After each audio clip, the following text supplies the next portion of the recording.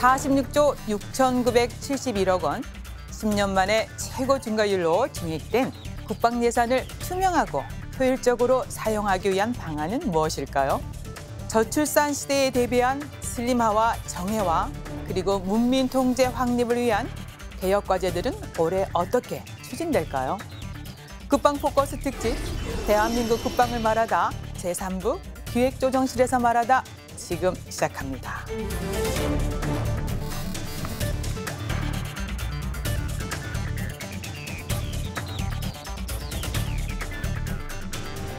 전방위 안보 위협에 대비한 강한 군대 건설이 더욱 시급해졌습니다.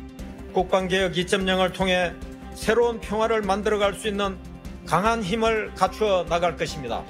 한정된 재화를 효율적으로 활용하며 첨단 강군으로 도약하기 위한 과제는 무엇일까요? 지금부터 2019 기획조정실의 주요 업무 계획을 살펴보겠습니다.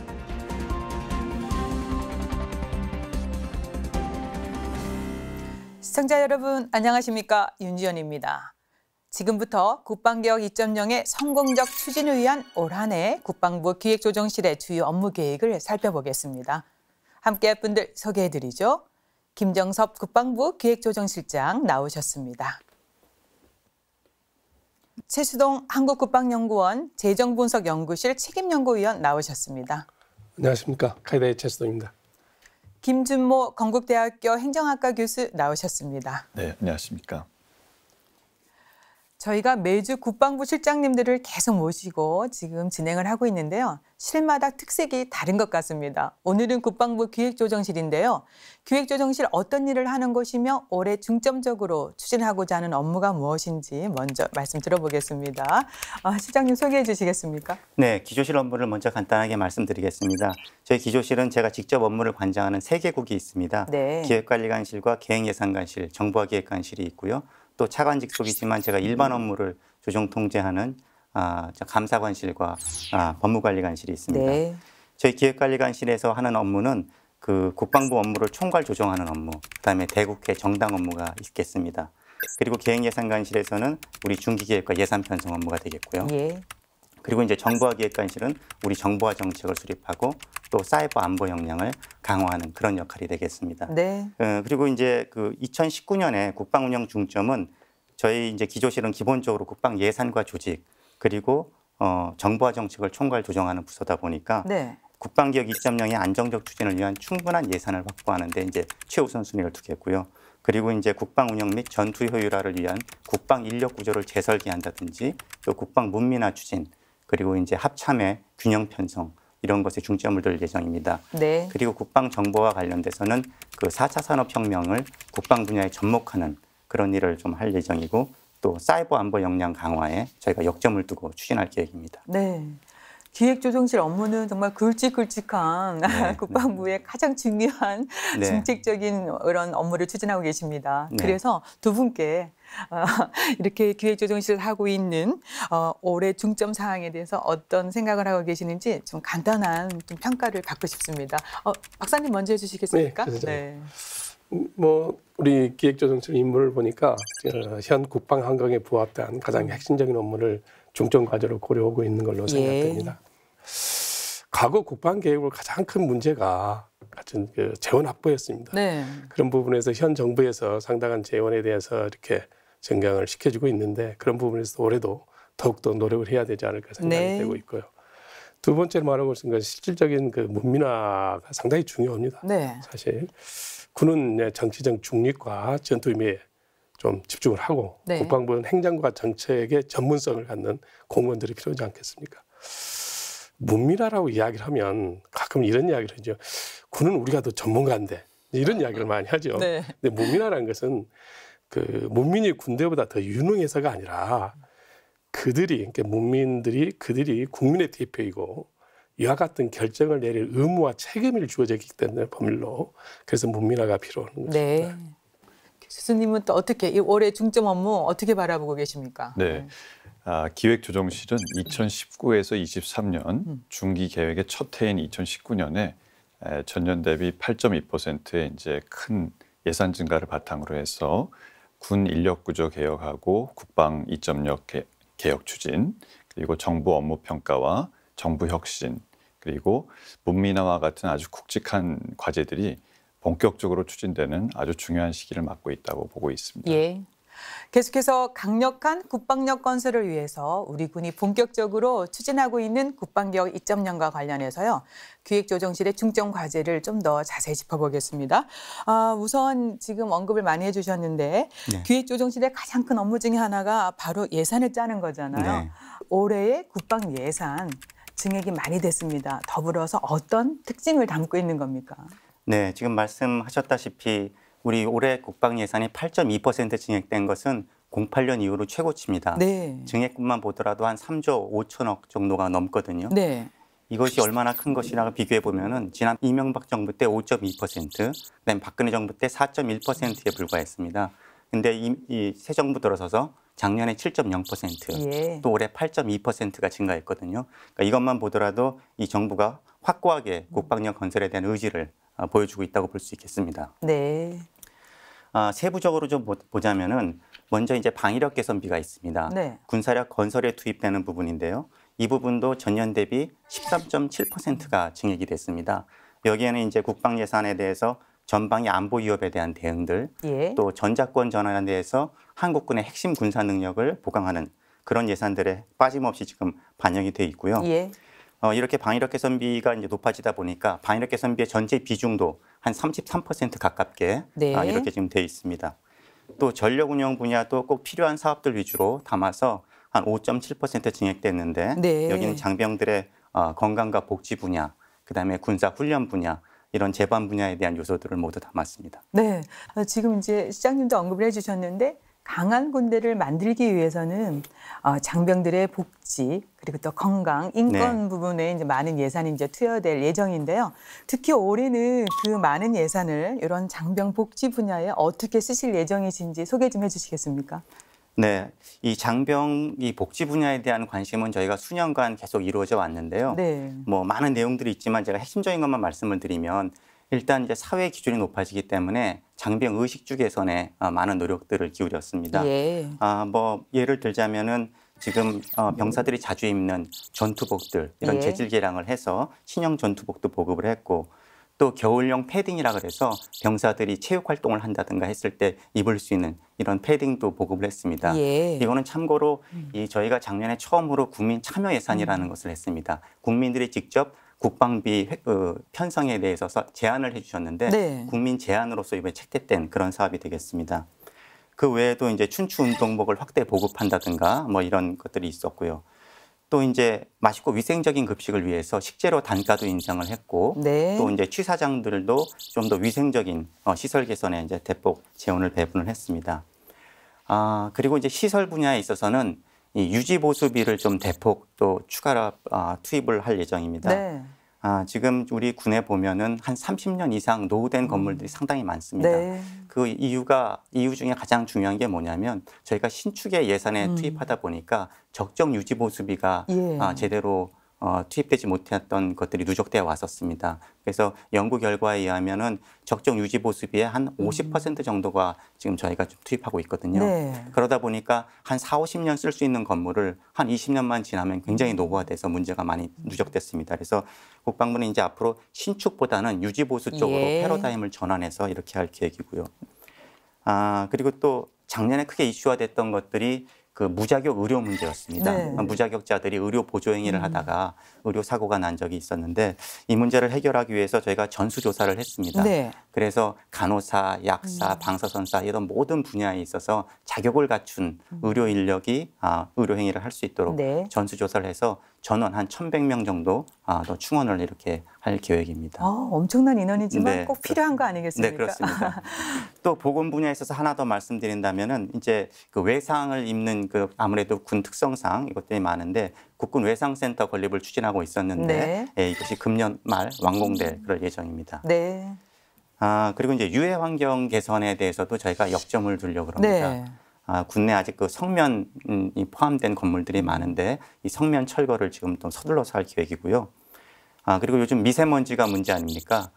국내 전 병영 생활관에 저희가 공기청정기를 이번에 보급하게 됩니다. 네. 이건 사실은 저희가 국방부가 작년에 좀 노력을 많이 해서 좀 꼭 홍보하고 싶은데 네. 작년에 저희가 재정당국과 국회를 설득을 해서 전 병영생활관의 일거에 올해 다 6만 6천여 개의 그 공기청정기를 이번에 넣는 것으로 이렇게 되어 있습니다. 그리고 이제 또 미세먼지 문제 해결을 위해서 국내에 노후 경유차들이 많이 있습니다. 예. 여긴 버스나 상용 트럭이나 이런 건데 05년 이전에 획득한 것들은 저감 장치도 부착되어 있지 않거든요. 그래서 이런 것을 올 한 해 전량 다 교체하는 것으로 예. 그렇게 이미 예산이 반영되어 있습니다. 네. 그 또 장병의 자기 개발 또 여건 보장하는 중요하죠. 그것도 네. 있습니다. 아무래도 복무로 인해서 학업이나 경력 단절되는 문제가 있기 때문에 저희가 이제 학점 취득을 원하는 우리 장병들 같은 경우에는 대학 원격 강좌 이 제도를 도입했는데 또 올해는 여기에 더해서 이 원격 강좌 수강료를 50%는 지원하는 것으로 그렇게 했고 또 이제 자격증을 취득한다든지 어학을 공부하는 우리 장병들에 대해서는 저희가 5만 원의 비용을 지원해 주는데 작년에 시범을 했다가 올해는 한 4만 명 정도로 대폭 이렇게 확대해 나갈 계획입니다. 네. 결국은 효율적인 예산 집행 중요하잖아요, 네, 박사님. 그렇죠. 네. 국방 예산 어떻게 이게 운영하면 좋을지 좀 팁을 좀 주시면 어떨까 싶은데요. 네. 네. 여기서는 제가 이제 국방부 소관 예산에 대해서 말씀드리겠습니다. 네. 이제 방탄선 소관인 박은익 교수님 제외하고 아무튼 그 8.2% 어렵게 그 확보한 예산을 이부령 없이 네. 그 해야 되기 때문에 전반적으로 집행 점검 회의를 계속 하고 있는데 국방부에서 그런 부분에서 좀 축좀 특히 올해는 8.2%라는 것이 증가됐기 때문에 네. 중점적으로 좀 해야 되지 않나 생각을 하고요. 그리고 또 그 어떤 사업별 특성을 고려해서 집행에 대한 지연 예방이라든가 또 현황이 발생을 즉각 대응할 수 있는 그런 예. 자체를 좀 해야 되지 않을까. 특히 군수물자는 그 획득에 대해서 수리 부속이라든가 장비라든가 피복이라든가 이런 것이 상당히 시간이 많이 걸립니다. 왜냐 그러면 일단 공고를 해야 되죠. 원가 산정해야 되죠. 계약해야 되죠. 생산해야죠. 납품해야 되죠. 그렇기 때문에 이런 데에 대해서는 그 사전 준비를 철저히 좀 했으면 하고요. 특히 예자도단은 또한 더욱더 이게 장기간 소요가 되기 때문에 그런 사전 준비를 특별히 해야 되고 또 최근에 지금 작년부터 우리가 이제 그 사전에 계약을 할 수 있는 제도는 국고제재야 국가 채무 부담형이라는 것이 거의 없어져 버렸습니다. 네. 이제 기재부에서 강하게 요구해서 그렇기 때문에 상당히 더 어렵습니다. 집행이 당연히 이제 그래서 지금 우리가 이제 국방부에서는 장기 계약 또는 이제 장기 계속 계약 확대 정책을 지금 하고 있는데 이것을 네. 지속적으로 확대해야 됩니다. 그래야지만이 이홀이나 그 불행이 이홀이나 불용이 좀 최소화될 거예요. 좀 더 구체적으로 설명되면 네. 분야별로 말씀드리면 피복 분야는 작년에 좀 방탄복이나 방탄탄 전투복들이 좀 집행 기준이 낮았는데 올해는 그런 부분에 대해서 좀 중점적으로 관리가 필요할 것 같고요. 군수 분야는 우리가 요구한 것보다 좀 더 많이 예산이 반영됐습니다. 그러니까 유류 단가, 환율 인상분, 정부한 추가 사업 이런 부분이 있었는데 이런 부분에 대해서는 더욱더 철저한 관리가 필요하다는 게 우리가 요구합니다. 시설 분야는 참 이 시설 분야가 어렵습니다. 이게 집행이. 그래서 총사업 관리 대상 부분에 대해서는 좀 이게 좀 관리를 좀 잘해야 되고 앞서 우리 실장님 이야기하셨는데 유지보수가 작년 대비 75.2%나 올랐습니다. 그래서 이 집행에 대해서 상당히 신경을 쓰셔야지만 이렇게 이제 잘 획득을 했는데 이게 집행이 안 되면 그렇죠. 또 기재부는 내년에 상당히 그래 우리한테 압박을 줄 거란 말입니다. 그래서 이 부분에도 좀 고민을 해야 되고. 또 이제 이게 좀 일반회계는 특별회계인데 군사 이전 특별회계 중에 대부분 이게 사연이 상당히 오래 걸립니다. 이게 오래 걸리기 때문에 그 대형 사업에 대한 적정 예산 편성이라든가 관리 이런 부분들이 상당히 중요하고요. 그다음에 좀 마지막으로 말씀드리고 싶은 것은 이제 정부가 추진하는 조기 집행 계획 있지 않습니까? 국방부는 이제 정부는 이제 경기 변동에 선제적으로 대응하고 서민 생활을 좀 안정화를 위해서 조기 집행을 계속 하고 있는데. 이번에 국방부는 이제 기재부가 요구한 것보다 좀 더 높여서 49.8%를 지금 조기 집행을 하려고 하고 있습니다. 이런 분야에도 좀 상당히 국방부에서 관심을 갖고 집행 관리를 좀 잘해야지만이 우리가 내년에도 좀 더 예산을 좀 더 확보할 수 있지 않을까 하는 생각이 듭니다. 네, 뭐 국민의 눈높이도 맞춰야 되고요. 국방 예산을 좀 더 효율적으로 사용하고 관리하기 위해서 국방 재정 개혁 추진단을 만들어서 운영하고 계시지 않습니까? 네. 앞으로에 어떻게 운영하실지 방향성에 대해서 좀 말씀해 주세요. 네. 지금 말씀하셨다시피 저희가 국방재정개혁 추진단이라서 운영하고 있습니다. 그래서 국방 전 분야에 대해서 경영 관점에서 저희가 과제를 도출해서 예산 절감을 위한 개혁 과제들을 추진하고 있는데요. 네. 이 국방이라는 건 어떻게 보면 큰 경영이지 않습니까? 이 군이라는 게 사실 엄청난 조직이고 기업으로 보더라도 큰 대기업의 이상이 되는 그런 네. 예산과 조직을 갖고 있죠. 60만이 넘고 40조가 넘는 돈을 쓰고 우리 국방 자산이 200조가 넘습니다. 네.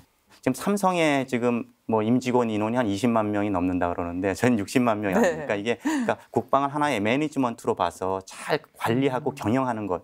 이것도 군사적인 측면 못지않게 굉장히 중요하다고 보고요. 이런 관점에서 저희가 15년부터 국방부에서는 이 재정개혁 추진단을 운영해 왔었습니다. 네. 그래서 작년만 하더라도 한 20개 과제를 추진해서 예산은 한 3천억 정도 절감을 했고요. 예. 인력 절감도 한 250여 명 정도 했습니다. 네. 뭐 몇 가지 대표적인 것만 말씀드리면 예를 들어서 군수품 상용화를 네. 확대를 하는 겁니다. 이제 국방 규격이 있는 것들을 그동안에 이제 높은 사양의 국방 규격을 고집해 왔는데 꼭 그렇지 않아도 되는 것은 상용품을 쓰면 예산이 절감되거든요. 네. 또 예를 들어서 또 지역 단위의 수송 자산을 통합해서 운영하면 또 확실히 자산과 예산을 절약할 수가 있습니다. 개별 부대 단위가 아니라. 그래서 이런 여러 가지 과제들을 통해서 이렇게 효율화를 이루어 왔었고요. 또 올해도 재정 절감 효과가 큰 과제들을 발굴해서 계속해서 추진해 나갈 계획인데 먼저 방향성만 말씀드리면 먼저 이제 모든 분야를 대상으로 하지만 아주 구조적이고 네. 재정 절감 효과가 큰 분야를 좀 발굴하려고 그러고요. 또 과제 선정은 연중 개방형으로 계속해서 해 나갈 예. 것이고 또 특히 올해는 이제 4차 산업혁명의 어떤 기술들을 접목해서 또 국방을 재정적으로 좀 더 개혁하는 그런 방안을 좀 검토하고 있습니다. 예. 몇 가지 과제만 좀 예를 말씀드리면 그 사물 인터넷 기반의 어떤 스마트 탄약고를 좀 추진한다든지 네. 이런 것들 그러니까 예를 들어서 그 탄약 관리의 경계 인력 같은 것들을 절감할 수가 있고요. 또 반대로 오히려 반면에 탄약의 수명 주기는 또 연장할 수가 있고 네. 이런 여러 가지 효과들이 있습니다. 그 외에도 이제 통계나 빅데이터를 이용해서 어떤 누수 부대를 미리 찾아서 네. 분석해서 예방한다든지 또는 전군의 유사 통합 정보 체계를 통폐합하는 이런 과제들을 지금 염출해서 올해도 좀 잘 추진해 나갈 계획입니다. 지금 이제 시장님 이제 지금 2019년 국방 예산을 중심으로 설명해 주셨는데 벌써 또 우리가 내년을 또 생각하면서 국방부가 또 발빠르게 움직이고 있습니다. 네. 2020년이 되겠습니다. 국방 예산 요구안 작성 벌써 시작이 된 거죠? 네. 네. 그러면은 이제- 편성 방향은 어떻게 잡으셨어요? 네, 각 군의 요구를 받아서 저희가 분석하고 있고 예. 내년도 예산도 역시 이제 국방개혁 2.0을 강력하게 추진하면서 우리가 강양 국방력 건설이 뒷받침되도록 하는 예산을 편성한다는 기조는 똑같습니다. 예. 이제 먼저 방위력 개선비 같은 경우에는 이제 전력 증강에 5가지 중점이 있는데요. 네. 핵심적인 것만 말씀드리면 이제 전방위 포괄적 위협에 대비해서 어떤 전략적 억제 능력을 갖추겠다라는 겁니다. 이를 위해서는 이제 핵 WMD 대응 능력을 갖춰야 예. 되겠고요. 또 이제 전자권 전환을 이제 조기에 하기 위해서 우리 한국군이 갖춰야 될 핵심 군사 능력을 뒷받침하는 어떤 군사력 건설. 그리고 이제 군구조 개편이 이루어지기 때문에 군구조 개편에 필요한 필수 전력들을 네. 확보하는 그런 예산들이 필요합니다. 두 번째로는 이제 사이버, 또 테러, 또 재해재난과 관련된 어떤 초국가적인 예. 비군사적 위협에 대한 대응 능력들도 갖춰 나갈 계획이고요. 이 외에도 이제 4차 산업혁명을 국방에 적용하는 어떤 국방 과학 기술을 선도하는 그런 문제라든지 또 국내 방산 증진, 또 경제 활성화에 기여할 수 있도록 하는 거라든지 이런 게 중점을 두고 방위력 개선비를 할 예정이고요. 네. 또 이제 국방을 운영하는 전력 운영비 같은 경우에는 이제 국정과제와 국방개혁 2.0 과제들을 이제 우선적으로 하되 네. 아까도 말씀드렸던 장병 의식주나 또는 안전 관련된 요소들은 좀 더 저희가 좀 집중적으로 재원을 좀 투입할 예정입니다. 네. 이 부분에 대해서 좀 더 부연 설명을 드리면 이제 장병 복지와 관련돼서 저희가 이제 집중 투자 사업을 좀 발굴하고 있습니다. 네. 뭐 일명 브랜드 과업 사업이라고도 저희가 하려고 하는데요. 저희가 이제 예산을 하는 사람들은 항상 이게 뭐 단계적으로 쭉 이제 재원을 차근차근 이제 투입하는 경향이 있는데 어떤 부분은 좀 더 집중적으로 투입해서 국민들이 바로 체감할 수 있게 하는 것도 예. 굉장히 중요한 것 같습니다. 그러니까 예를 들어서 작년에 에어컨을 전 병영생활관에 넣었지 않습니까? 네. 그거는 오래 끌지 않고 한 해에 끝내버렸거든요. 그다음에 공기청정기 네. 사업도 올 한 해에 그냥 끝내버립니다. 이렇듯이 뭔가 집중적으로 아예 예. 단기간에 효과를 봐서 가시적으로 느낄 수 있도록 하는 것들인데요. 올해는 이제 고민하고 있는 것들이 생활 밀착형 어떤 시설 개선을 한번 해보자. 예를 들어서 이제 급수 시스템을 한번 좀 완비해 보자는 건데요. 아직도 전방 부대 같은 경우에는 상수도 이름이 안 돼가지고 네. 갈수기에는 그 물 문제 때문에 고통받는 부대들이 많이 있습니다.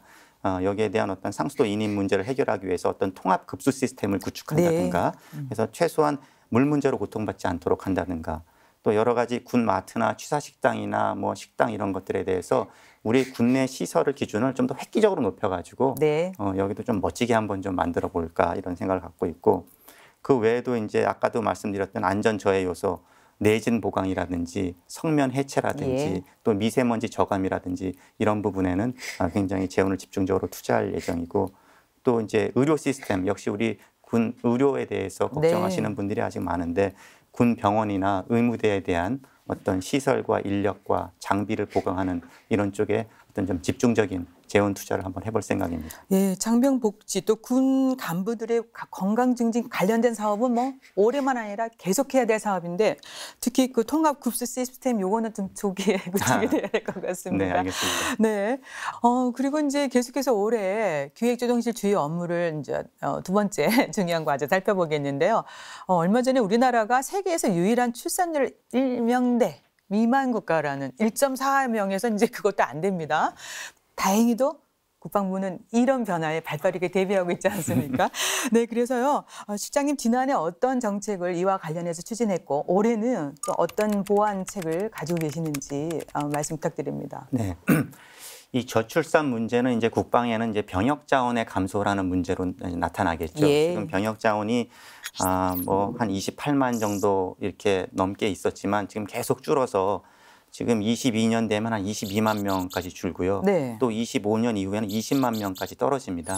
이렇게 가용 자원이 줄어들고 있어서 저희는 이제 국방개혁을 통해서 병력 감축을 지금 꾸준히 진행하고 있습니다. 그래서 현재 18년에 61.8만 명인데 2022년에는 50만 명까지 감축하는 것으로 이렇게 네. 계획이 수립되고 있고요. 그래서 작년에만도 병력이 19,000명 감축을 했고 올해도 한 2만여 명 감축할 계획입니다. 이 병력 감축이라는 게 그냥 단순히 병사만 줄이는 문제는 아니고요. 이것이 체계적으로 부대를 해간편하고 네. 이렇게 군구적 개편과 연계해서 이렇게 진행되는 문제라는 것을 말씀드리겠고요. 그리고 이제 이렇게 부족한 병력 같은 경우는 저희가 이제 또 다른 한편으로 간부를 또 충원한다든지 네. 민간 인력을 이렇게 충원하면서 보강을 하고 있습니다. 그래서 그 민간 인력 부분에 대해서 좀 말씀드리고 싶은데요. 지금 선진국 같은 경우에 보면 군내 민간 인력 비중이 상당히 높습니다. 네. 예, 현역도 있지만 민간 인력이 같이 조화롭게 하면서 국방력을 창출하고 있는데 미군 같은 경우에는 전체 그 국방을 구성하는 인력 중에 민간 인력이 50%가 넘습니다. 네. 그리고 유럽 같은 경우를 보더라도 프랑스가 한 30%, 영국이 한 38%가 됩니다. 지금 우리나라는 민간 인력 비중이 지금 5.5%입니다. 네. 한 3만 4천여 명 정도 수준에 불과하거든요. 그래서 저희도 앞으로 이제 병력 감축과 이런 거에 대비해서 저희도 현역 정원 대비 한 우리 민간 인력이 한 10% 정도 수준은 돼야 되겠다. 네. 한 5만 5천 명 정도 수준까지는 좀 끌어올리려고 하고요. 그래서 당장 올해 한 해에도 군무원을 한 5천 명 정도 증원할 그럴 계획입니다. 예. 그리고 이제 또 하나 인력과 관련돼서는 저희가 간부들의 인력 구조도 좀 재설계하려고 그럽니다. 지금 우리 군의 그동안의 인력 운영이라는 것은 대량으로 획득했다가 단기적으로 활용하는 좀 그런 구조였습니다. 네. 이제 소위 이제 인력 구조로 보면 이제 피라미드형이 되겠죠. 그러니까 근데 이것은 이제 병역 자원이 많았을 때는 가능했는데 이제 병역 자원이 부족해지면 더 이상 이렇게 유지되기는 곤란하고요. 또 우수 자원을 또 이렇게 획득하기도 어려운 시스템이거든요. 그래서 이제 앞으로는 저희가 좀 약간 항아리형으로 예. 인력 구조를 좀 바꿔보자. 그러니까 최상위 계층 예를 들어서 장군이나 대령 정원은 좀 감축하고 또 맨 밑에 중소위 계급은 좀 줄이면서 예. 대신 대위 이상 중소령 계급은 좀 더 탄탄하게 해서 이렇게 항아리형으로 만들면 소수 획득하더라도 우수한 인력이 장기적으로 군에 남는 네. 그런 인력 구조로 지금 만들려고 계획하고 있습니다. 네. 그럼 전투력 저하 문제도 또 네. 우리의 몫으로 있는 건 당연하지 않을까 싶은데요. 그런 부분은 어떻게 또 우리가 보완을 해야 될까요? 네, 그런 우려가 있으실 수 있는데요. 네. 군 조직도 다른 조직하고 마찬가지로 이 전투 분야가 있고 비전투 분야가 있습니다. 네. 그 비전투 분야라고 하면 군수라든지 교육이라든지 행정이라든지 이런 분야가 있지 않습니까? 이런 부분은 굳이 현역이 하지 않더라도 네. 민간인이 좀 더 전문성을 갖고 장기 보직하면서 하면 좀 더 효율적일 수 네. 있습니다. 그래서 저희가 뭐 많은 부분을 그냥 그 민간인으로 바꾸는 것은 아니고요. 저희가 어떤 기준을 정해서 선별해서 지금 작업을 진행하고 있습니다. 네. 그 예를 들어 말씀드리면 어떤 전문성이 필요한 직위, 또 연속성이 좀 필요한 직위들 이런 자리들은 아무래도 민간인이 낫겠죠. 뭐 예산과 관련된 회계에 관련된 그다음에 복지나 뭐 기록물 관리라든지 네. 뭐 이런 분야가 될 수 있겠고요. 또 이제 어떤 단순 집행적인 성격이 있다든가 서비스적인 성격이 있는 분야들, 뭐 복지라든지 그다음에 운전, 정비 이런 부분은 아마 민간 인력으로 해도 좀 더 효율적이고 네. 충분히 해낼 수 있다고 보고요. 다만 저희가 이제 그 비전투 분야라고 하더라도 다 민간 인력을 하겠다는 것은 아니고요. 예. 저희 또 전시 임무가 있기 때문에 네. 비전투 분야 하더라도 전시 어떤 전투 근무 지원 수요를 고려해서 그런 직위들은 현역으로 계속 유지하는 것으로. 예를 들어서 뭐 총기나 탄약을 취급하는 예. 쪽은 어떤 작전적인 어떤 위험이 있기 때문에 여기에는 계속해서 현역을 좀 계속 유지하려고 합니다. 예. 그리고 이렇게 비전투 분야를 민간 인력으로 전환하면 또 하나의 장점은 뭐냐면 여기서 이렇게 민간 인력으로 대체하고 남는 이제 현역들은 그 전투 부대 필요한 곳을 오히려 더 보강해 줄 수가 있습니다. 네. 예, 그래서 전투 부대를 보강하는 차원에서의 어떤 그런 효과도 있는데 올해도 국내 이런 인력 재배치를 예. 통해서 한 1000여 명 정도를 전투 부대는 오히려 보강하는 쪽으로 그렇게 추진하고 있습니다. 네, 그리고 이제 언급을 해주셨지만 국방개혁 2.0의 핵심 과제 중 하나가 장군 정원 감축입니다. 외부에서는 국방개혁의 성공 여부를 장군이 감축이 되느냐 아니냐로 생각할 정도로 정말 민감한 사안입니다. 그동안 굉장히 어려웠기 때문에 그러지 않을까 싶은데요. 지금 이 부분에 대해서는 실장님보다는 교수님께 여쭙는 게 나을 것 같습니다. 네. 예. 일단 그 군과 의료 부분의 공통점에 대해서 이제 언급한 학자가 있는데요. 네. 세 가지 공통점이 있다고 얘기를 하는데 자본 집약적이고 기술 집약적이고 생명의 가치가 더 증대된다고 합니다. 그러니까 의료 부문에서는 환자를 더 살려야 된다는 네. 거고요. 군에서는 아군 피해가 최소화되면서도 적에 대한 치명성을 높여야 된다는 그런 취지로 이제 이해된다는 겁니다. 근데 이제 인구 증가율 감소가 없거나 경미했던 국가들도 경제가 고도화되면서 군이 이제 말씀드린 세 가지 특성을 다 갖게 된 겁니다. 네. 그러다 보니까 인력 구조의 변화는 피할 수 없는 상황으로 선진국들이 다 겪은 상태고요.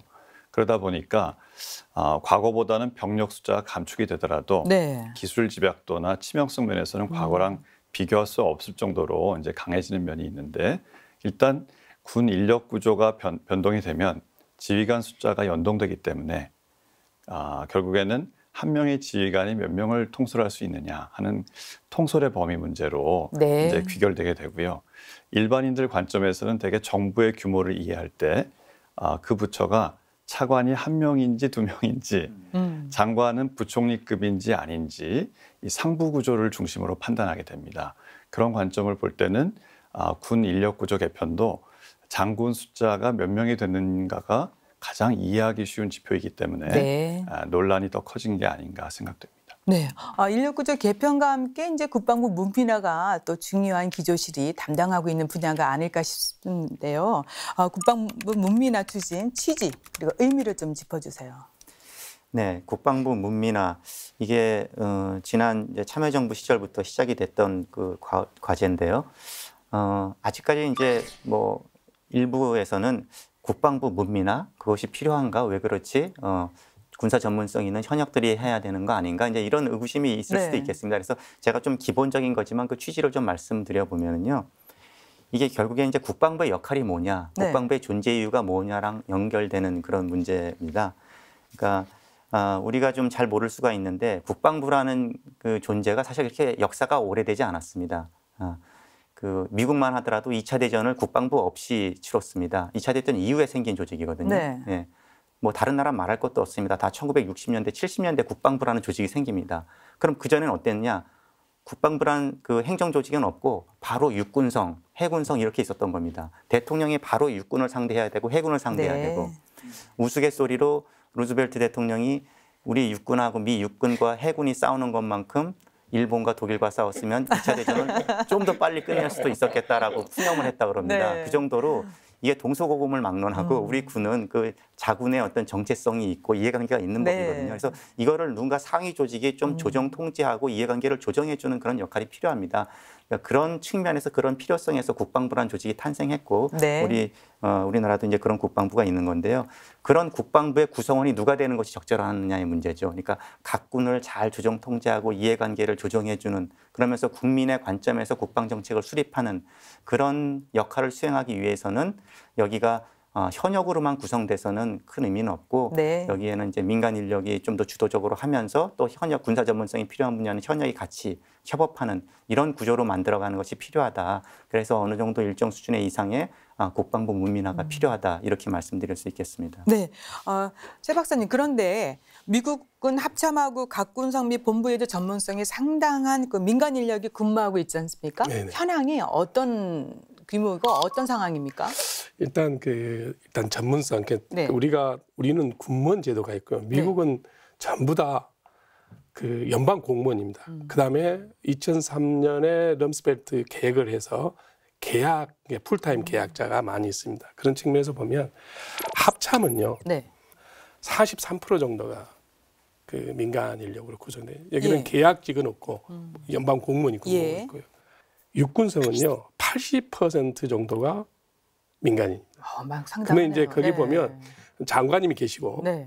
세크레터리 오브 아미가 있고 그 밑에 이제 그 우리 같으면 실장님, 차관이라고 이야기하는데 한 5-6분이 계신데 그냥 치프 오브 스텝이라고 참모총장이 있죠. 총장 밑에는 약 72%가 또 민간인. 네. 해군성을 보면요, 전체 56%가 민간인이고 본부는 약 33%, 해병대가 약 50%, 공군성은 약 44% 정도가 민간으로 돼 있고, 약 본부, 그러니까 치프 오브 스텝 오브 에어포스 밑에는 약 37% 네. 정도가 되어 있습니다. 그래서 이런 문제를 봤을 때 우리도 이제 앞으로 그 전문성이나 이런 측면, 네. 그런 측면에 있어서는 상당히 각군 본부도 좀 변화했는데 이게 하루아침에 할 수 없는 것이니까 네. 중장기적 인력 정책에 예. 지금부터 좀 고민을 해봐야 된다.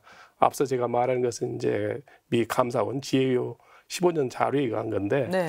그래서 우리 또 중장기적으로 또 예비역 휴업 문제도 이렇게 상당히 네. 중요하지 않습니까? 그래서 이건 뭐 단기적으로 하기는 상당히 어려운 문제고 그렇지만 인력 정책이라는 것이 상당히 중요하기 때문에 지금부터라도 좀 더 고민을 해서 예. 우리가 어떤 변화를 뭐 4-5년 해갖고는 절대 안 됩니다. 이건 10년 이상 중장기 계획을 세워서 조금씩 해나가는 네. 그런 변화가 좀 필요하지 않을까 생각합니다. 네. 또 특정 국가들은 보니까 그 국방부 장관을 또 제도적으로 민간인이 할 수 있도록 만들어준 그런 국가가 있던데 예, 더불어 네. 좀 설명 부탁드리겠습니다. 먼저 일단 실장님 말씀에 추가해서 네. 이제 문민화의 의미를 좀 이제 다른 시각으로 좀 첨언을 드리면 국방부 고위직에 이제 민간인이 와서 헌법으로 구성되는 국가기구의 틀 속에서 군의 위상을 일단 설정하는 면이 하나의 의미고요. 두 번째는 이제 민간 공직자가 갖고 있는 관리 역량 중에서 우수한 점을 군이 흡수하는 면이 있습니다. 그러다 보니까 문민화라는 것은 민주성과 효율성을 동시에 추구하는 네. 그런 면이 있다고 이제 봐지고요. 말씀하신 것처럼 유럽 국가들 중에는 민간인들이 국방장관을 한 예가 매우 많고요. 특히 독일, 프랑스, 네덜란드, 이탈리아, 스페인 경우에는 최근에 여성 국방장관을 배출한 적도 있습니다. 네. 그렇다면 실장님 앞으로 국방 문민화 어떤 방향으로 추진을 해 나갈 계획이신지요? 네. 그 국방 문민화 적극 추진이라는 것이 지금 우리 국정과제, 국방 분야 국정과제로 되어 있습니다. 그래서 저희가 그 분야를 계속 추진하고 있는데 그 몇 가지 변화를 좀 말씀드리면 이 정부 들어가지고 저희 예비역이 보임되어던 자리를 지금 민간 공무원으로 좀 바꿨습니다. 예. 그러니까 실장급만 하더라도 국방부에 5개 실장 직위가 있는데 예전에는 이제 한 자리만 공무원이 하고 나머지 4자리는 예비역 장성들이 네. 맡아왔었습니다. 근데 새 정부 들어서 지금 한 자리 오히려 반대가 됐습니다. 한 자리만 예비역 장성이 맡고 예. 나머지 4자리는 공무원 아니면은 외부 민간 전문가를 네. 해서 지금 했고 또 이제 우리 대변인과 정보기획관도 지금 외부 지금 전문가들이 들어와서 이렇게 업무를 수행하고 있습니다. 또 이제 이 직위 외에도 현역 군인이 지금 하던 자리 중에서도 국가장급 직위에 대해서 지금 이제 추가적으로 올해도 지금 몇 자리들이 전환이 되고 네. 앞으로의 어떤 계획도 수립하고 있습니다. 네. 그동안 지금 우리 국방부 문민화가 많이 진행이 돼 왔습니다. 그래서 지금 우리 국방개혁에 관한 법률에 의하면은 70% 문민 비율 70% 이상이라고 되어 있는데 그것은 네. 달성을 했습니다. 예. 숫자적으로 이미 달성을 했고요. 다만 이제 좀 약간 질적인 측면에서 보면은 국방부 전체적으로 실별 좀 불균형이 있습니다.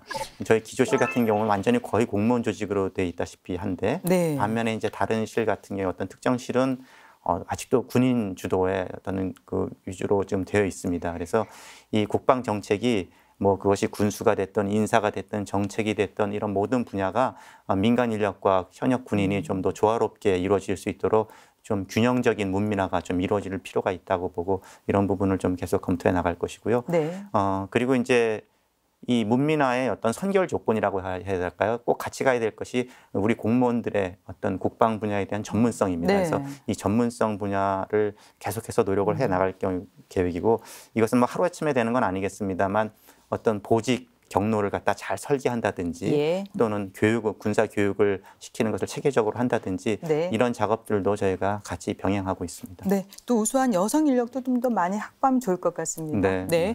그리고 또 국방개혁의 핵심 또 가치로서 빼놓을 수 없는 것이 3군의 균형 발전 이런 부분인데 그런지 결국은 합동성 강화 문제 아니겠습니까? 네. 지금 제가 여기를 보니까 합참에 근무하는 부서는 이제 군인의 3군 균형 편성을 도모한다. 그래서 이게 좀 잘 되고 있는지 추진 현황이 어떻게 되는 겁니까? 네, 그 합동성이 참 중요하죠. 이 육해공군이 개별적으로 존재하는 것이 아니라 결국에는 합동작전을 해야 되고 또 전력도 또 3군 간에 또 그 균형되게 또 중복 투자 없이 이렇게 건설이 돼야 되는데 지금 우리 합참 같은 경우에는 그 합동성이 필요한 조직인데 현재도 공통직위 같은 경우에는 2대1대1 그러니까 육군이 2고 해공군이 1대1대1로 예. 그렇게 편성이 되어 있습니다. 근데 지금 새 정부에서 지금 추진하려고 하는 것은 이것을 좀 더 강화해서 1대1대1로 가려고 합니다. 그러니까 공통직위에 관해서는 육군 1, 해군 1, 공군 1로 가려고 하는 네. 것이죠. 근데 이제 육군이 지금 병력 규모가 해공군에 비해서 월등히 많은데 그 비율을 고려하지 않고 어떻게 1대1대1로 가냐 이런 비판이 있을 수가 있는데요. 그건 이제 합참의 어떤 역할을 생각해 봐야 될 겁니다. 합참이라는 것은 그 예하 부대의 병력 규모의 비율을 반영하는 것이 아니라 의사결정 기구로서 전력 증강과 합동작전을 위한 어떤 최상위 기구이기 때문에 네. 여기는 군 간의 어떤 균형적인 편성이 좀 필요하다고 보이고요. 다만 여기서 이제 한 가지 또 좀 오해하지 않았으면 하는 것은 합참 전체가 1대1대1이 되는 것이 아닙니다. 네. 예, 필수직위가 있고 공통직위가 있거든요. 그러니까 그 필수직위라는 것은 뭐냐면은 이 자리는 꼭 육군이 해야 되겠다. 이 자리는 해군이 해야 되겠다는 자리는 미리 정해 놓습니다. 네. 예를 들어서 뭐 해상작전과장 이 자리는 해군이 합니다. 그냥 네. 필수직으로 정해져 있습니다. 육군도 마찬가지고요. 그 필수직위는 지금 이게 지정한 것을 보면 육군이 좀 압도적으로 많습니다. 예. 네. 장군 같은 경우에는 한 3대1대1이 되고요. 대령급은 한 4대1대1 되는데 네. 이런 우리 아무래도 한반도 작전 환경을 봤을 때 육군 비중이 높기 때문에 꼭 필수적으로 육군이 해야 될 그런 그 직위들은 육군 필수직위로 고정시켜 놓고요. 공통직위 이것은 육해공군 누구나 와서 해도 좋고 그렇게 하는 것이 좋겠다고 하는 네. 직위를 공통직위로 분류를 하는데 이 공통직위는 1대1대1로 해야 되겠다 이렇게 하는 그런 취지가 네, 되겠습니다. 뭐 설명 들어보니까 굉장히 합리적입니다. 그렇게 가야 될 것 같습니다. 네, 또 계속해서요. 국방개혁 2.0 성공 추진을 위한 국방부 기획조정실의 주요 업무인데요. 바로 4차 산업혁명입니다. 최근 가장 뜨거운 화두로 부상하고 있는데 이미 실시하고 있지만 또 사회 각 분야에서 4차 산업혁명 관련 기술을 적용해서 변화와 혁신을 도모하고 있기 때문에 국방부에서도 이 분야에 지금 집중적으로 투자하고 있습니다. 그래서 4차 산업혁명과 관련해서 핵심 기술을 국방 분야에 어떻게 접목을 하고 있고 또 계획이 있으신지 말씀 부탁드리겠습니다. 네, 4차 산업혁명 참 지금 뭐 우리 국가 경쟁력을 앞으로 좌우할 어떤 새로운 시대의 패러다임처럼 지금 예. 떠오르고 있습니다. 그래서 정부는 그 4차 산업혁명의 어떤 을 통해서 국가 전반의 혁신을 지금 추진하고 있지 않습니까? 그래서 국방에서 있어서도 이 4차 산업혁명에는 하여튼 새로운 변화기도 하고 도전이기도 한데요. 뭐 예로부터 역사적으로 보면 이게 새로운 기술은 항상 국방의 운영과 군사력 건설의 변화를 초래해 왔습니다. 지금 이제 4차 산업혁명 시대가 도래하면서 저희도 이제 전쟁 패러다임도 변화한다 예. 이런 얘기들을 많이 하고 있거든요. 그러니까 전장 공간만 하더라도 이제는 지상, 공중, 해상만 있는 것이 아니라 이제 5개 사이버 공간이 있고요. 우주 공간이 있고 예. 5차원 전장 공간이 있다고 지금 얘기를 하고 있고요. 또 전투 수단에 있어서도 이제 전통적인 무기체계뿐만 아니라 로봇과 무인기가 등장하고 있고 또 전투 형태에 있어서도 이런 각종 정보를 다 실시간으로 공유하면서 유무인 복합 이렇게 운용하는 그래서 스마트 전투, 예. 네트워크 중심의 유무인 복합 전투가 이제 이루어진다고 하고 있거든요. 그래서 이런 큰 변화를 앞두고 저희 국방부에서는 지금 4차 산업혁명 스마트 국방혁신 추진단이라는 것을 장관 직속으로 구성을 했습니다. 네. 그 밑에 국방운영 혁신팀, 기술 기반 혁신팀, 전력체계 혁신팀 이렇게 구성을 해서 지금 혁신 과제들을 도출해서 지금 검토를 하고 있거든요. 네. 뭐 몇 가지 말씀드리면 첫 번째 이제 첨단 기술을 적용해서 군사력 자체를 첨단화하는 그런 작업들이 있을 수가 있는데 여기에는 이제 드론봇 전투 체계, 그러니까 드론과 로봇을 예. 합성한 것인데요. 드론봇 전투 체계라든지 해양 무인 전투 체계, 공중 무인 전투 체계를 구축하는 이런 것들이 있을 수 있겠고요. 또 이제 그 국방 운영에 있어서도 첨단 ICT 신기술을 국방에 접목하는 것이죠. 예를 들어서 교육 훈련, 지금 그 가상현실, 증강현실 이런 기술들을 우리 교육 훈련에 접목하는 겁니다. 그래서 예. 시뮬레이터, 뭐 예전에도 이런 과학화 훈련이 있었지만 지금 발달된 기술로 좀 더 실전적인, 실전과 유사한 그런 환경 속에서 저희가 훈련할 수 있는 여건을 보장하고 있고 또 이제 스마트 부대라고 해서요. 시설, 장비 등을 완전히 지능화해가지고 예. 그 병영 환경을 획기적으로 개선하는 건데요. 예를 들어서 이제 지능형 스마트 비행단, 그다음에 스마트 항만 기지, 뭐 이런 것들도 네. 지금 개념을 구성해서 지금 하고 있습니다. 그리고 이제 자원관리 분야에 있어서도 이런 지능 정보 기술을 이용하면 굉장히 효율적이고 예산을 절감하는 네. 방안이 있을 수가 있습니다. 예를 들어서 이제 그동안에 이제 인건비가 예측이 정확하지 않아서 어쩔 때는 모자르고 어떨 때는 남고 이런 게 있었습니다. 또 장비 위주에서 수리 부속 같은 네. 경우도 수리 부속을 정확하게 예측 못해서 이런 것들이 있었는데 이런 것들이 이제 빅데이터 활용해서 정확하게 예측해서 예. 남지도 모자라지도 않게 예산을 편성하고 집행하는 이런 것이 가능하도록 할 예정이고 또 이제 의료 정보 관련돼서도 이런 것들을 빅데이터를 통해서 잘 분석하면은 이런 질병이나 전염병이나 예방과 관련돼서 어떤 선제적 대응이 네. 좀 가능할 거라고 봅니다. 네, 지금 벌써 많은 분야에 이제 4차 산업혁명 기술이 접목되고 있습니다. 네. 교수님, 그러면 이렇게 변해간다면 앞으로 미래의 우리 국방의 모습은 어떨까요? 네, 4차 산업혁명은요. 네. IT 기술을 기반으로 다양한 분야가 융합되는 데가 핵심이 있습니다. 네. 전통적으로 이제 군과 민의 기술 개발 패러다임을 보면 군에서 개발된 기술이 민간으로 전파되는 스핀오프가 있었고요. 그다음에 민에서 개발된 기술이 군으로 다시 오는 스핀온이 있었는데요. 민간 부분이 기여할 수 있는 장점 중에 하나는 치열한 기업 경쟁을 통해 살아남은 기술일 가능성이 많고 네. 수많은 사용자들이 있기 때문에 수백만 번의 실험을 통해서 얻을 수 있는 신뢰성이 단번에 얻어질 수도 있습니다. 예. 그래서 연결성이 강조되는 4차 산업혁명 시대에는 민간 부분이 군에 상당한 기여를 할 수 네. 있다고 이제 봐지는데요. 네. 작년에 언론에도 공개된 워리어 플랫폼 같은 경우나 민간인들이 많이 쓰고 있는 웨어러블 디바이스 같은 경우에는 개인 사병 한 명 수준에서도 기술 집약적인 변화가 일어날 수 있다는 것을 예. 보여주는 좋은 예가 되고요. 실장님께서도 말씀하셨지만 가상현실이나 시뮬레이션이나 무인 이동체 같은 경우에도 4차 산업혁명으로 민간이 기여할 수 있는 분야라고 생각이 됩니다. 예. 네, 추가적으로 IT 용어로 이제 영역을 말하는 도메인이라는 표현이 있는데요. 도메인과 도메인이 융복합되는 도메인 크로싱, 도메인 교차가 이제 굉장히 중요한 화두어 중에 하나입니다.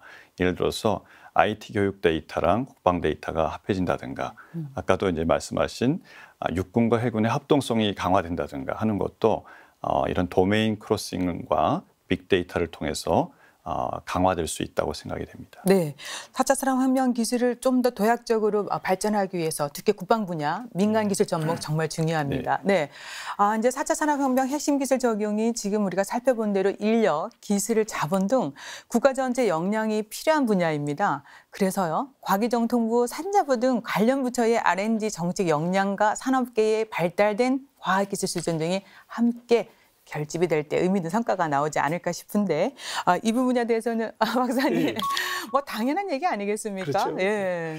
지금 이제 국가 R&D 총괄부서는 말씀한 대로 과학기술정통 정보통신부가 하고 있습니다. 네. 앞서 우리 교수님도 말씀하셨다시피 우리 이제 국방부장 전체를 다 할 수 없으니까 좀 이제 개방형, 예. 협력적 국방 R&D를 이제 할 수밖에 없는 그런 형태가 됐습니다. 그래서 정부와 민간의 과학기술 역량을 총체적으로 우리가 좀 활용한 분야 예. 그런 부분을 좀 확대해야 될 것 같고요.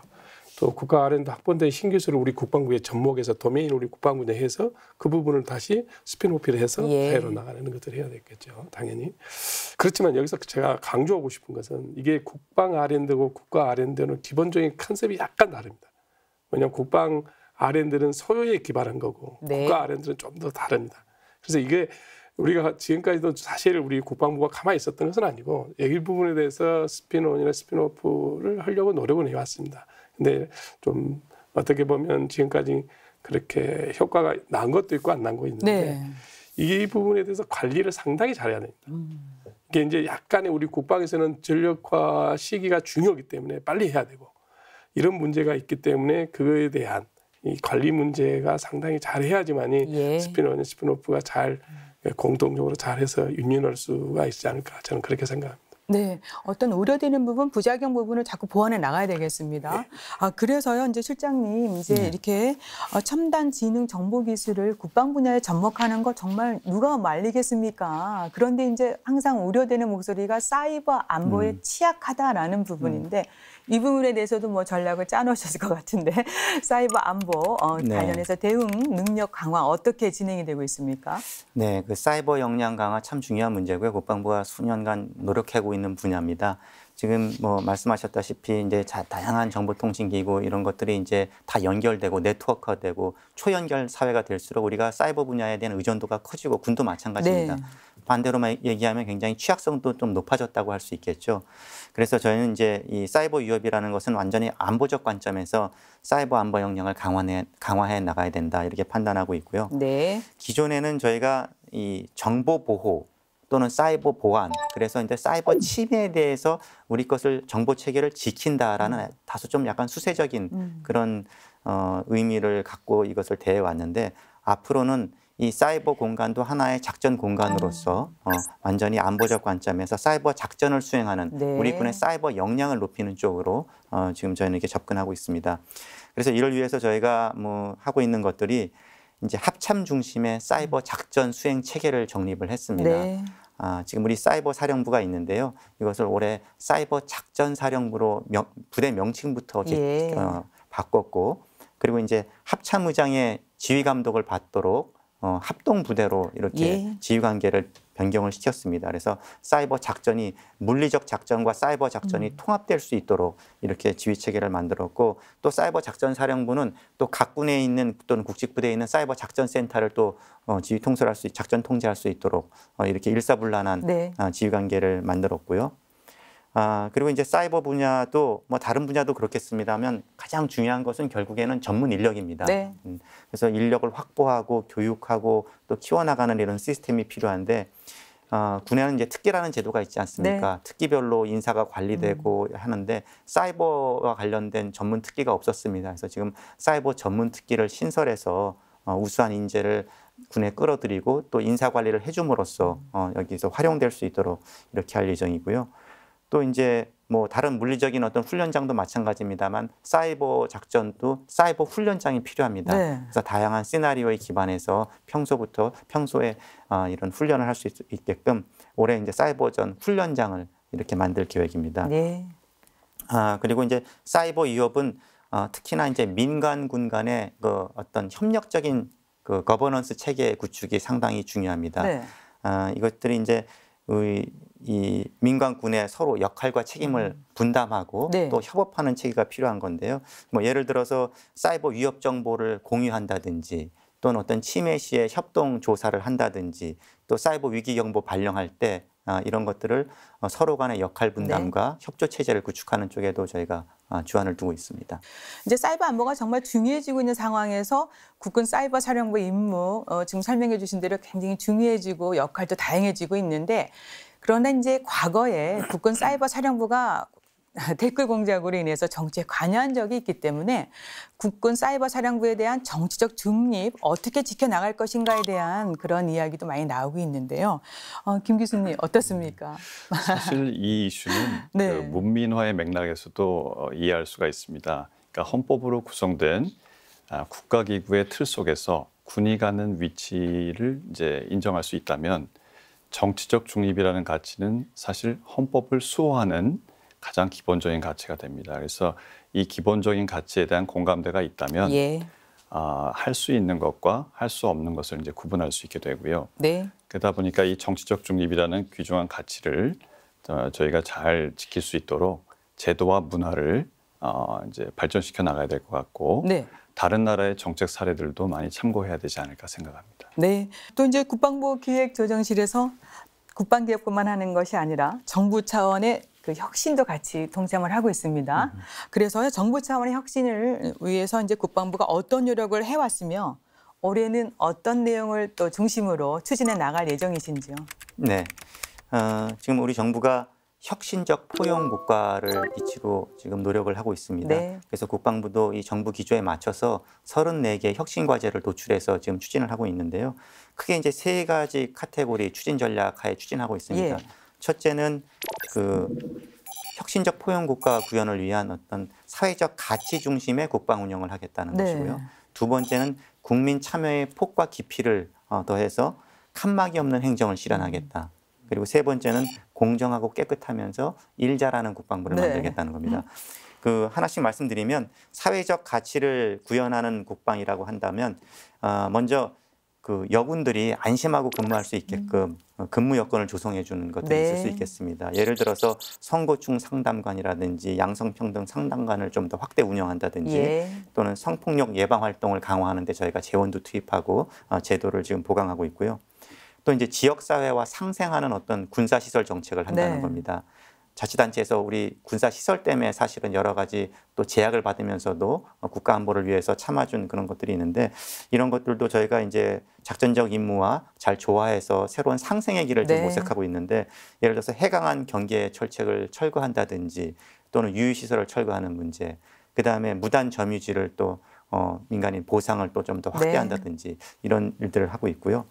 그리고 이제 그 소외받을 수 있는 계층에 대한 배려 강화 이런 것들도 좀 신경을 쓰고 있는데 예를 들어서 군 범죄 피해자와 사망 사고 유족에 대한 국선 변호인 제도를 저희가 처음으로 도입했습니다. 네. 그래서 이것은 작년에 그 정부 혁신 우수 사례로도 이렇게 선정된 바가 있습니다. 네. 그리고 이제 아까 말씀드린 두 번째 칸막이 없는 행정과 네. 관련돼서는 저희가 이제 국민이 직접 우리 국방 운영에 직접 참여할 수 있는 다양한 제도들을 운영하고 있는데 그 예컨대 어머니 장병급식 피복 모니터링단. 네. 그래서 어머니들이 직접 참여해서 우리 장병들이 어떻게 입고 먹는지를 또 이렇게 모니터링할 수 있게끔 하고 또 국방 인권 모니터단도 운영하고 있고요. 그리고 이제 또 군이 보유하고 있는 여러 시설들을 국민에게 개방해서 함께 사용하자라는 네. 그런 제도를 하고 있습니다. 예를 들어서 이제 군이 보유하고 있는 체육시설, 주차장들도 그 전수 조사를 해서 현재도 이미 개방하고 있는 것들이 있지만 이걸 좀 더 확대해서 우리 국민들과 함께 쓰는 이런 것들을 하고 있고 또 이제 군이 운영하는 휴양시설들이 있지 않습니까? 이것들도 이제 비수기나 평일에 자녀 객실이 있으면 이것을 평상시에 온라인으로 상황을 다 공개해서 네. 이것들을 국민들도 국내 휴양시설을 사용할 수 있게끔 이렇게 지금 하고 있습니다. 그리고 이런 칸막이 없는 행정이라는 것은 이제 다른 부처와의 협업도 상당히 중요합니다. 예를 들어서 저희 그 어떤 장병들의 취업 지원과 관련돼서는 우리 국방부 혼자서 할 수 있는 것이 아니기 때문에 네. 고용노동부와 중소벤처기업부와 협업을 하고 있는데 1:1 취업 상담이라든지 어떤 취업 창업의 전문 역량 교육이라든지 이런 것들을 관계부처랑 지금 협업을 좀 진행하고 있습니다. 네. 그리고 마지막으로 이제 공정하고 깨끗하면서 일 잘하는 국방부를 만들자는 이런 기조하에서는 저희가 대표적으로 어떤 청년 국방 민관 협의회를 구성을 해서 운영을 하고 있습니다. 여기에는 지금 국방 분야뿐만 아니라 시민단체, 방산업체, 그다음에 학계, 법조계 여러 외부인들이 참여해서 청렴한 국방을 만들기 위한 조언과 모니터링과 이런 그 외부 통제 기능 네. 역할까지 이렇게 좀 해주고 있으시고요. 그리고 이제 우리 내부적으로는 일하는 방식을 좀 더 스마트하게 하자. 그래서 이제 뭐 업무 매뉴얼 지침식 같은 것은 이제 시스템을 통해서 공유하기도 하고 또 이제 부서 간의 크로스 미팅을 활성화하고 또 이제 요즘 멀리 떨어져 있는 그런 사람들을 한꺼번에 모아서 그런 대규모 회의를 하기보다는 영상회의 같은 것도 좀 더 적극적으로 활용하고 이런 여러 가지 혁신 과제들을 지금 다각적으로 추진하고 있습니다. 혁신적 포용국가 목표를 향해서 국방부도 발빠르게 특히 기획조정실 임무가 많아졌습니다. 네, 어깨가 무거우시겠지만 또 열심히 좋은 성과를 이어졌으면 합니다. 지금까지 올해 국방부 기획조정실의 주요 업무 계획을 살펴봤습니다. 정말 얘기 들어보니까요. 꼼꼼하게 이 마련된 계획을 잘 추진해서 올 연말까지 성과를 좀 잘 내고 또 내년에도 또 계속 이어질 사업들이 있는데 어떻게 하면 좋을지에 대한 조언의 말씀을 좀 들어보겠습니다. 네, 교수님. 네. 올해는 이제 19년부터 23년까지의 이제 중기 계획의 첫 해이고요. 아까 모두에서 말씀 나온 것처럼 굵직한 개혁 과제들이 이제 본격적으로 추진되는 해입니다. 국방부가 이 변화의 트렌드를 굉장히 잘 파악하고 준비하고 있다고 생각이 되고요. 이럴 때일수록 기반을 튼튼히 하면서 강한 안보와 책임 국방을 잘 구현해 주시기를 부탁드리고자 합니다. 네, 목사님도. 국방개혁 2.0을 하기 위해서는 그 재원 확보가 가장 중요하니까 그 부분에 좀 집중을 해 주셨으면 좋겠고 또 가영원 재원에서는 앞서 언급했습니다만 부대 구조, 인력 구모, 전력 증가 또 전투 준비 때 균형 배분이 너무너무 중요하기 때문에 그런 쪽에 좀 중점을 주셨으면 좋겠고 끝으로 이제 국방계획 2.0 하면서 다음 정부에 좀 부담이 안 가는 그러니까 그것이 어떤 재원이라든가 그런 쪽에도 좀 신경 써서 해 나갔으면 좋겠습니다.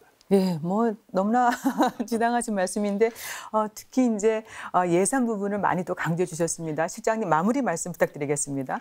네, 저희 기조실에서는 국방개혁을 위한 예산 잘 확보해서 또 꼼꼼히 잘 쓸 수 있도록 하겠습니다. 그리고 재정계획을 통해서 효율화하는 데도 저희가 잊지 않겠고요. 그리고 또 조직 측면에서도 지금 병력이 지금 줄어드는 이런 전환기 속에서 그에 맞는 인력 설계도 저희가 지금 미리미리 해 나가겠습니다. 그리고 이제 4차 산업혁명 시대에 또 저희가 뒤처지지 않도록 국방 분야도 적응하고 또 적극적으로 수용해 나가고 또 사이버 역량도 강화하고 이런 분야를 해 나가겠습니다. 그리고 이제 기획조정실은 무엇보다도 국회와 또 정부와 타 부처 이런 것들 이쪽이랑 다 소통하는 그런 역할들이 있고 또 부처 내에서도 어떤 연결고리 역할을 하는데 이런 소통의 창구로서도 저희가 계속해서 노력하겠습니다. 네, 국방개혁 2.0이 지금 본격적으로 추진되고 있고 또 그에 걸맞은 국방 예산도 이제 확충이 됐습니다. 어떻게 효율적으로 잘 집행하고 쓸 것인가.